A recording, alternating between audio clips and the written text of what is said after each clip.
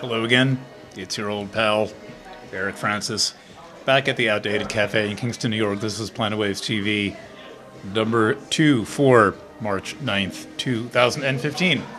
And today I'm here to talk to you about two conjunctions so exciting that are happening this week that I thought, wow, this is just going to be the perfect Planet Waves TV podcast. So here we've expanded to now having a graphics department.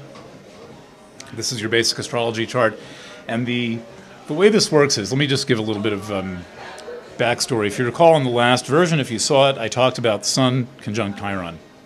That is to say, the Sun moves quickly relative to a slow-moving point like Chiron, and on Saturday, the Sun and Chiron aligned, and that is the alignment of a quick-moving inner planet, though the Sun's not a planet.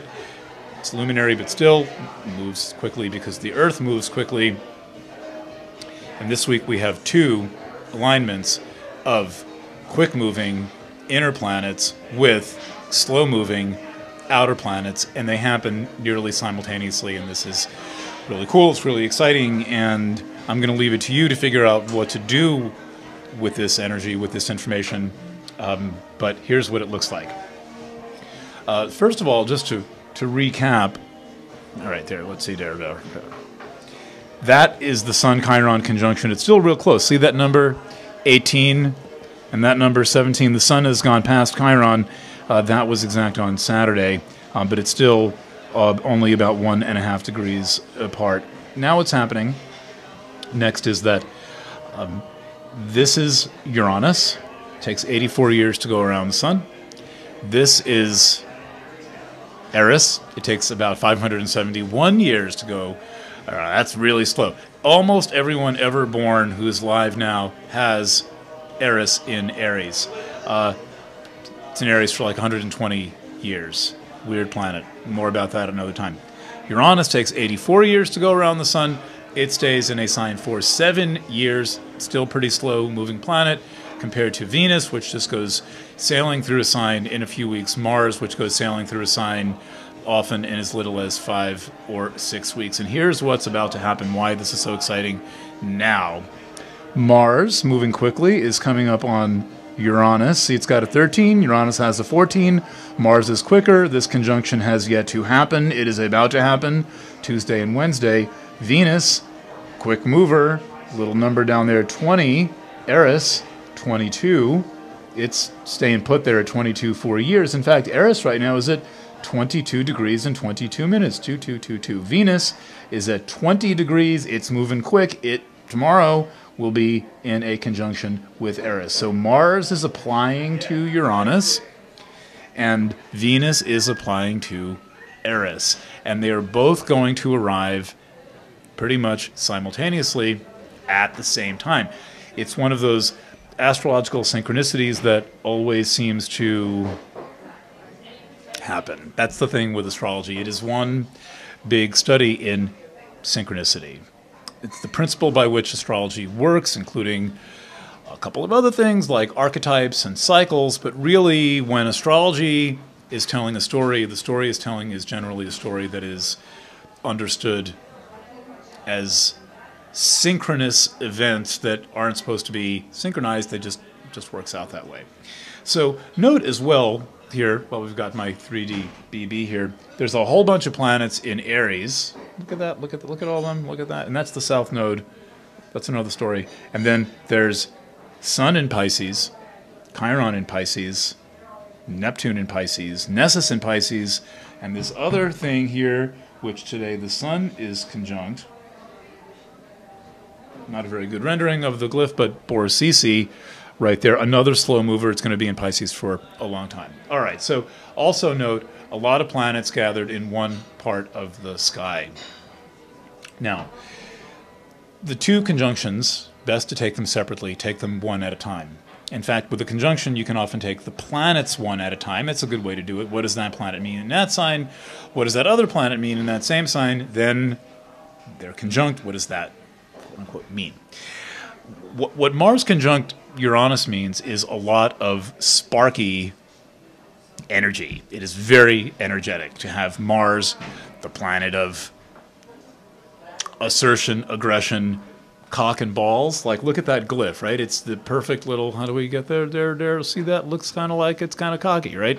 That's Mars. Symbol on the men's room door. It says, bring your penis here. Venus, that's another story. Hold on, we'll get to that in a second. So Mars, a lot of energy. Uranus, a lot of energy. More energy than Mars, Uranus has. But Mars's energy is more local. It's more aggressive. It's more immediately available and aggressive. Uranus is more like an influence that inspires upheaval, revolution, whole new ways of thinking, present in the charts for inventions, like the airplane. Okay, so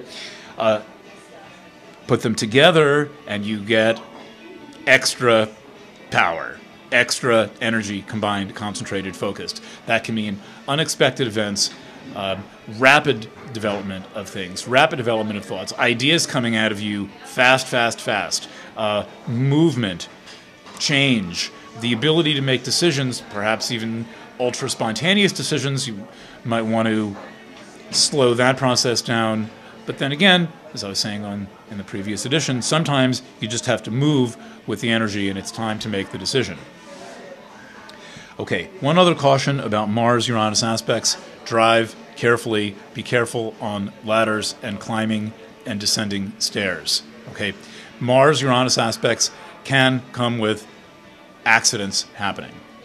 So that means slow down, pay attention, don't climb a ladder without someone spotting you, etc. Wear bare feet, that kind of thing. Okay, Venus conjunct Eris. Now this is interesting. Oh, there you go. Venus conjunct Eris. This other one here, we'll circle that. That is another aspect between a quick-moving inner planet and a slow-moving outer planet happening simultaneously, concurrently with Mars conjunct Uranus. Eris, very energetic. Eris has a lot of psychology to her, and a lot of that psychology is her subversive quality. Eris is a subversive. She likes to go underground, underneath, beneath normal consciousness, and slip in and make things happen. My take on Venus conjunct Eris is that this is about love and sex as a subversive activity. Love and sex are revolutionary.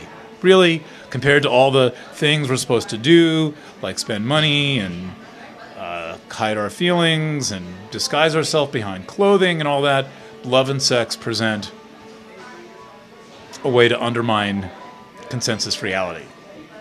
So that there's that element, and there is the feminine approach of allowing yourself to make the move. And with Eris in the picture, you may have to make that move through a somewhat sideways method or think of a way to make that contact, but Venus Eris is saying, don't be afraid to make the move that you want to make. Be bold, be brave, and do it. Now, remember, there's a lot of water energy in the sky. At the same time, there's a lot of fire energy in the sky. There's some tension there. There's a need to have some balance. The Sun in Pisces and other planets in Pisces are granting a creative, more relaxed, somewhat clairvoyant quality to the sky, quality of empathy, while all the planets that are in Eris are impetuous and about plunging ahead, plunging forward, go for it.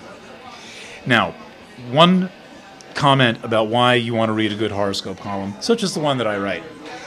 These planets are grouped in one place, but everyone is going to experience them in a different way. Because if you are, for example, a Taurus Sun or Taurus rising, these planets will be in your 12th house. If you are a Pisces, they're going to be taking place in your 2nd house. So you get a different story with these same aspects, these same events, depending upon where they fall in your chart. The way you know where they fall in your chart is you either know your chart, which I will always try to teach you to know your chart and know your astrology, or you follow qualified astrologers who are able to make up a good story about how these things influence you personally, how they speak to you inwardly what their influence is. That is very much a matter of something called the houses, a topic near and dear to my heart that I'll be talking about more. So the energy is a story that speaks for itself on one level. We've got these two conjunctions that are happening at the same time. It's very fiery. That's beautiful. There's obviously something special going on when you have these two conjunctions happening at the same time. But then how does that influence you in a more direct and more personal way? That requires some interpretation. It's not that hard, but it takes thought, it takes consciousness, it takes awareness. All right, so that is Planet Waves TV number 2. Happy to do this for you. It's thrilling. I feel a lot more comfortable in front of the camera than I did the first time. It's only been 2 days. I'm also still here at the Outdated Cafe where you can buy antiques like this thing that you put on your desk, only it's made out of steel and actual glass. And from what I've read, one of these used to be on every single desk in the world because you need it to look at small print and small objects and so forth. And you can get that here at Outdated, rescued from, I guess, an eye doctor's office, and it's only $90. All right, I will see you in Planet Waves somewhere. Check out the website. Come to Planet Waves FM. I'll be doing a new edition of Planet Waves FM Monday night with my guitar teacher, Daniel Sternstein. That comes out on Tuesday. Thanks for listening. Thanks for watching, and